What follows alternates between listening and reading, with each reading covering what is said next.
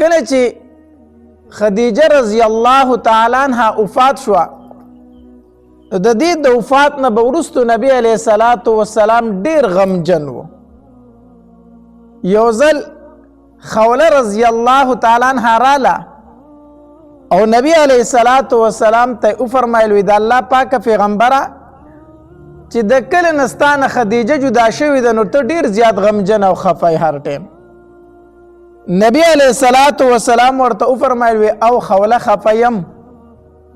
یو د خدیجه په جدایۍ باندې خفه یم او دویم را سره د کور فکر دی، بچی مې دي دا راته واړه واړه پاتې شو.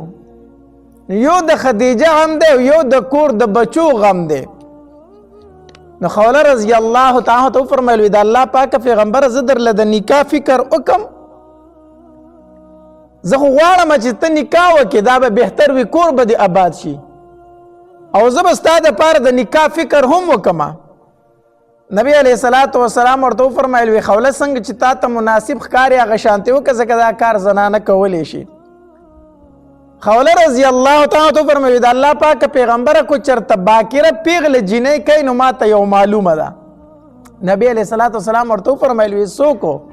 وی تا ته چې په ټولو خلکو کې محبوب دی او خوښ دی ابوبکر صدیق رضی الله تعالی د هغه یوه لور د عایشې نوم دی. نو کو پیغله جینۍ کوي چې د هغې تپوس ترله وکمه او که نه مشره کونډه کوي نو بله راته معلومه ده سوده بنت زمعه رضی الله تعالی عنها چې د هغې تپوس ترله وکم. نبی علیه الصلاة والسلام ورته وفرمایلو وی خوله د دواړو تپوس وکړه، د دواړو تپوس وکړه چې هر یو وشي. خوله رضی الله تعالی عنها لاړه ړومبې سوده رضی الله تعالی عنها خواله وی سوده نبی علیه الصلاة والسلام په تا پسې د نکاح پیغام را لېږلی دی چې ما سره د نکاح وکړې ستا سره ای ده. سوده رضی الله تعالی ته وفرمایل وی ما ته په دې کې هېڅ اعتراض نشته، زه پې خوشحاله یم د نبی علیه الصلاة والسلام په نکاح باندې، خو که ته یو کار وکړې زما پلار ته دا خبره وکړې نو ښه به او پلار یې په دغې وخت کې مسلمان نه و، ښه پلار یې مسلمان نه و، وی که دا خبره ته زما پلار ته وکړې نو ښه به. خوله رضی الله تعالی ته وفرمایل وی ټیک ده ستا پلار ته به ووایم، خو سوده رضی الله تعالی ته وویل وی ګورئ چې زما پلار خوا لذینو سلام پې د اسلام دا ما اچوه د جاهلیت هغه سلام پې واچوه، ګورئ د جاهلیت سلام پې واچوه ځکه هغه مسلمان نه دی. خوله رضی الله تعالی ته وفرمایل وی ټیک ده. خوله رضی الله تعالی د دې په پلار پسې لاړه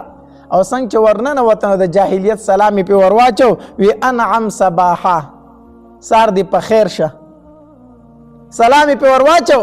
هغه ورته وی څوک یې ومې نه پېژندلې وی خوله یمه وی ښه،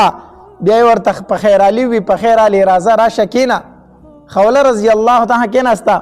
پلار یې تپوس کوي خوله څنګه رالې وی زه خو دې دپاره رالم ستا لور چې کومه سودا ده هغې پسې نبي علیه الصلاة والسلام د نکاح پیغام را لېږلی دی نو ته څه وایې. نو د سودا رضی الله تعالی پلار وفرمایل وی یاره کم یاد هغه محمد صلی الله علیه وسلم وی او هغه یادومه هغه پسې پیغام د نکاح را لېږلی دی. وی یاره ډېر شریف خاندان والا خلک دی، ډېر لوړ خاندان والا خلک دی، ډېر ښه خاندان والا خلک دی، زما په اعتراض نشته دی، خو نه پوهېږم چې زما لور به څه وي سودا چې د هغې رضا به وي او که نه به وي. خوله رضی الله تعالی ته وفرمایل وی اول په هغې پسې تللی وم هغه پې رضا ده، هغه پې رضا ده. وی ټیک ده چې هغه پې رضا ده نو بیا نکاح دې وکړي، نکاح دې وکړي. سودا رضی الله تعالی نکاح د نبی علیه الصلاة والسلام سره وشوله. چې کله د دې رور خبر شو عبدالله ابن زمعه دا د سوده رضی الله تعالی رور و، چې دا کله عبدالله خبر شو دی مسلمان نو چې زما خور نکاح وکړه د نبی علیه الصلاة والسلام سره نو خاورې راواغستې او په سر یې واچولې، خاورې په سر واچولې. زه رسوا شومه وی زما خور لاړه او د هغه سره یې نکاح وکړه، زه رسوا شومه، زه بېعزته شومه، زه دا چغې به یې والې. بیا چې کله مسلمان شو د عبدالله ابن زمعه رضی الله تعالی وی ما یو خبره ډېر زیات خفه کوي،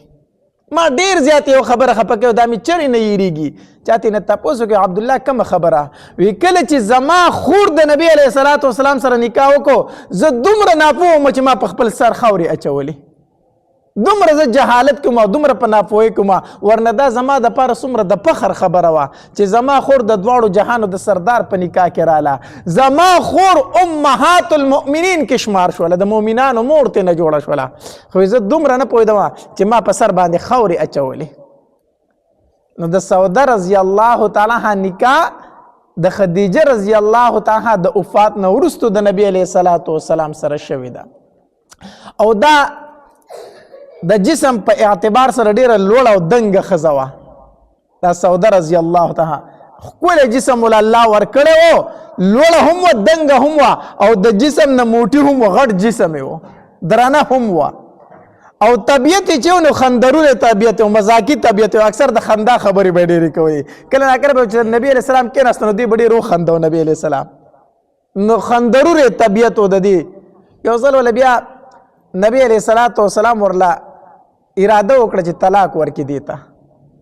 نو دې سوده رضی الله تعالی ته فرمایل وی ماله طلاق مه راکوه